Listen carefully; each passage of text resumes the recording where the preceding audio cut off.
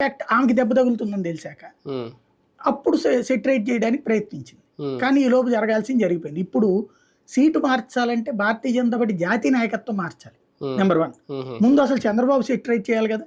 ఉమ్, తంబడపల్లిలో candidate కొట్టేసుకుంటున్నాడు. ఉమ్, అతను పక్కన ఉండగా ఇటు పక్కన వచ్చి దెందులూరు అంటున్నారు. అవును.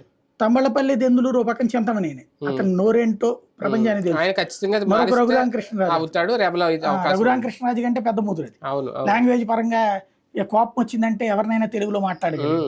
అవును. కాబట్టి ఇప్పుడు అతనికి ఇవ్వకపోతే ఎట్లాగా? దెందులూరు ఎందుకు అడుగుతుంది ఈవిడ? ఉమ్, తపనా చౌదరి పార్లమెంట్ సీట్ అడిగాడు కదా, ఇప్పించలేకపోయింది కదా అందుకు. ఉమ్, లేదా ఇప్పుడు ఏమడుగుతున్నారు, ఏలూరు పార్లమెంట్ సీట్ ఇచ్చేయండి, మాకు 7వ సీట్ వచ్చినట్టు ఉంటుంది. ఉమ్. అప్పుడు ఒక అసెంబ్లీ సీట్ వదులుకున్నందుకు గాను ఏలూరు పార్లమెంట్ సీట్ మాకు ఈ ఇవ్వండి. 9 7 అవుతాయి అప్పుడు. అప్పుడు అధిష్టానం ఒప్పుకుంటది అనేటువంటి. అప్పుడు యాదవ్ వదిలిపెట్టాలి. అప్పుడు బీసీలకు ఒకటి తగ్గినట్టు ఉంటుంది. ఉమ్, అసలే కొట్టుకుంటున్న వారిస్తే ఇంకోటి అక్కడ 7 నియోజకవర్గాలకి డబ్బులు పెట్టుకుంటున్నాడు ఆ యాదవ్, ఉమ్, పుట్టా యాదవ్. అతను ఎన్ఆర్ఐ కదా, అవును, అవును. డబ్బులు పెట్టుకుంటున్నాడు.